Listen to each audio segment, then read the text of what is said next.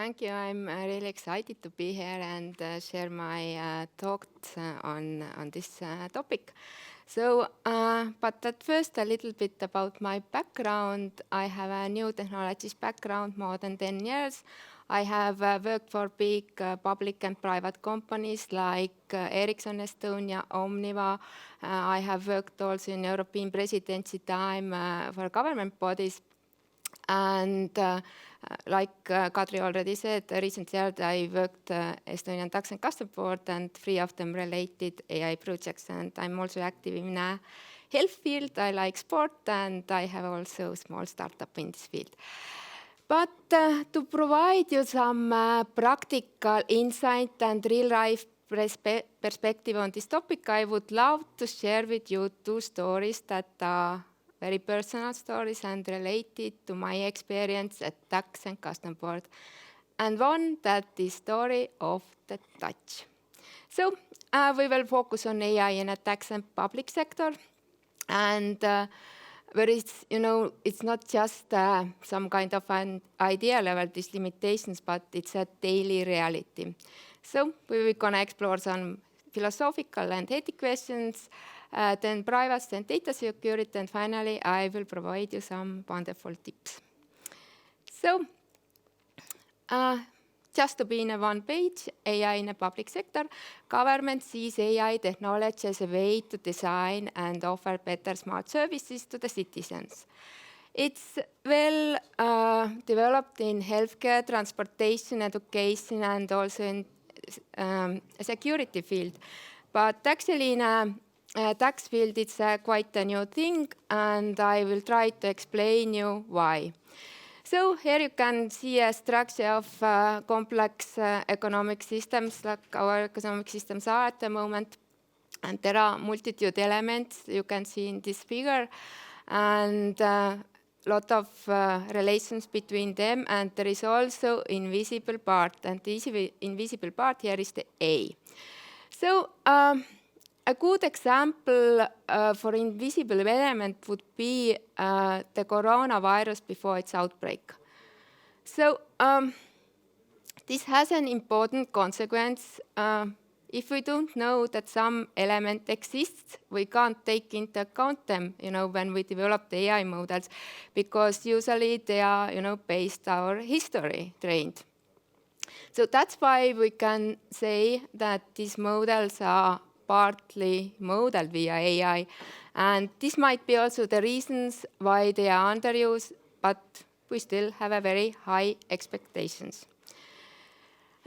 Before we go on for my first story, I tried to explain why we decided to, try AI models to solve our challenges, and I will just gonna simplify. But in Tax and Custom Board, risk models used to be rule-based. Basically, auditor gets, the list of organizations, the risky ones, and it is important to notice that they will also receive some instructions and also the guidelines. So why they should contact the company and why the company is a risky one. And final decision is made, should they contact the company or not, and which way by auditor. But this is a time-consuming and very resource-intensive work. The next point is actually what, when we're searching this topic, we found one Minnesota case study, and we saw that maybe it's possible, make the object selection work also more efficient one. So basically, when they performed audit in a manually, they had to make about 473 audits, they get 99 successful audits. But when they were using data mining, they had to perform only 100 audits, and they got about 47 successful audits. So, and here comes my first story. It's in the field philosophical and ethical limitations. So let's call the story of immune system attack. Whenever you innovate in a large company, the immune system will attack you immediately. Of course, the first reaction when we came out the idea that we should, maybe use AI models to solve our problem, the answer was there is no need. We already have very good rule-based models, and I agree, definitely they are very good rule-based models, but still they were rule-based models. So, but on that time, according to calculations in 2019, the state loss related so-called under-table wages was almost related taxes 134 million euros. At the moment, it's very actual, the car tax. Government sees that they could collect, having a new tax, 240 million euros. I will remain the number in here, but even if there is a big potential to use the new technologies, it's easier to say no than take the risk with something that you are not familiar with and where the results are not proven yet. And it's related with trust, actually. A lack of employees' trust can shut down AI adoption, and implementation will be also unproductive. So issues in trust is a very big problem in this area. And for example, KPMG, together with University of Queensland, made research where they found that 61% of respondents are either, ambivalent or about unwilling to trust AI. So it is a big problem if workers are not ready to use AI. The other part is actually related with client side. Should we inform the client that the AI models are used on their data? And if so, on what manner should we do that? And of course, people would like to know how the result was achieved. So here we come to the next part. It's transparency and explainability, black box solutions. This means that they are not giving you out any explanations, they just give you out the results. There may be the score 1 to 99, no guidelines, no instructions. So the decision making, can we explain AI? One hand, ensuring transparency and accountability in AI-driven tax process can be very challenging, because we can't share, all knowledge that we have about these models. But in the other hand, in the public, if the public does not have access to the clear information about how the decisions are made, it can erode the trust in the system. So, and the other main question in here is, who will be responsible of these solutions? So in a high-risk fields like medicine and tax, automated decisions is out of the table, because of the legal act of medicine that will come out, legal act that is related also medicine and tax field will come out 2024. But when we talk about our model that we developed, it was showing 97% of accuracy, and it gave out the scores, 1 to 99. It was the black box solutions. But, it's gonna change the process. Like I shared you before the auditors get some guidelines and introduction, now it gets just a score, But can you imagine that tax auditor calls you and tells you that I'm calling because there is AI told me that you're a risky one, So this is just a small example how these changes can change also the processes and also cause the problems. And here we come to the next point, automatization and job displacement. Yeah. Like you see, there will be need some reskilling and upskilling to adapt the changing job landscape. But what about all jobs, robots can do better hard skill related jobs like science-based and logistical tasks, but soft skills tasks, maybe, this kind of kindness and flexibility, we should leave them to the human. So I don't think we're gonna see here a mass employment, but in my opinion, robots won't take over the work that tax auditors do if they use AI models. But if they are, not using AI models at all, I'm not so sure. So, but here comes my next story. It's related legacy, privacy, and data security. And let's call this story AI as a challenge for legal regulation. So there are a lot of concerns, privacy concerns. Is it the end of the privacy when we collect so much money and so much data and analyze it? How we use data? GDPR contains some requirements, what kind of information we should share with persons. The data collection, is it sometimes the data quality is very poor and it can make faulty results, the AI models. And of course, my favorite one is the system validation. Who gonna validate this system? Who has this knowledge? How often we should do that, and so on, the questions. So, but here comes my story.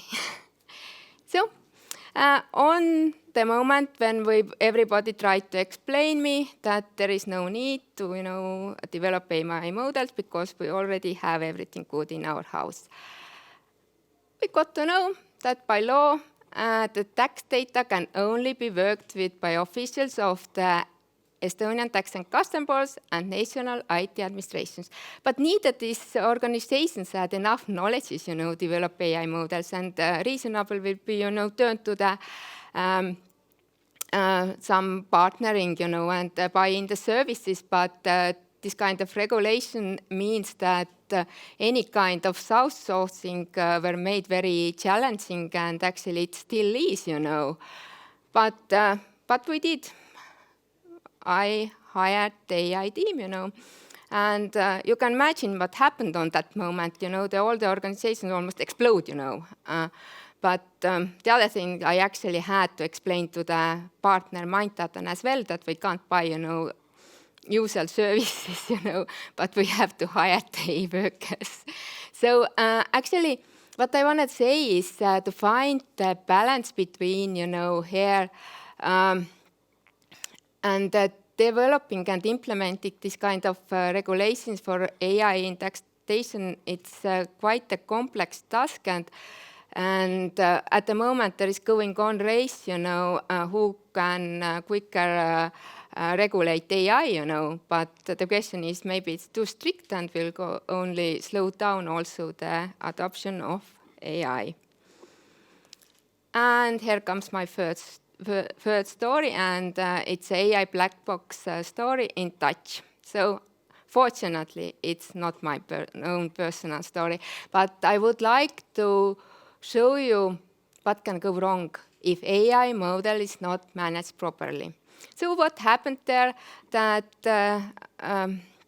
tax auditor, tax services made self-learning algorithm, and the algorithm made a lot of mistakes, saying that the normal claims were cheating ones, and the people were supposed to double check didn't actually had the time and didn't catch the errors. So for many years, tax authority unfairly made thousands of families pay back children care money, causing lots of problems and ruining their lives. So this is a story that teaches us about the importance of responsible AI model development and why we have to carefully evaluate the potential benefits and risk of using AI and before we implement them. So, and now we get to the point where we can ask, when AI is getting ready for organizations, are organizations ready for AI as well? And I'm sorry to say, but I don't think so. Microsoft study found that even if 2/3% of public organizations saw AI as a digital priority, so only 4% of them were able to scale AI and implement it effectively. So we have a long way to go, and that happened actually with us as well. So we decided to evaluate AI readiness. What we saw there, that we had coming up a lot of challenges. We had made some experimental projects. We saw that there is a problem with data. There is a problem, also with effective implementation. And of course, there are also questions related, organization workers' awareness of AI. And that's why we turned to the point related to have for organizations AI strategy, just to overcome, these limitations that we saw that have in this area. So what we did, we mapped key processes. We identified bottlenecks. We found about 43 use cases. We prioritized them. We made a roadmap to understand where to start, what will be the next steps. And also we made some non-functional prototypes. So what I want to say, the risk is related. AI can't be eliminated, but they can be managed. And the same, I guess, is related with limitations. And finally, some tips. To overcome these challenges, I think it's a good idea to have some kind of startup mindset. Don't be afraid, because people will say, when they're afraid of or they don't understand the technology. Any plan would be better than no plan when you use this kind of technologies. Communication, and of course, high-level involvement. Because decisions like unusual one, like hiring all the team, it's quite difficult to explain if you have to start from the beginning. It may imply that AI development may end before it even begin. But however, don't forget that what kind of risk and threats AI development can consist. So thank you from my side.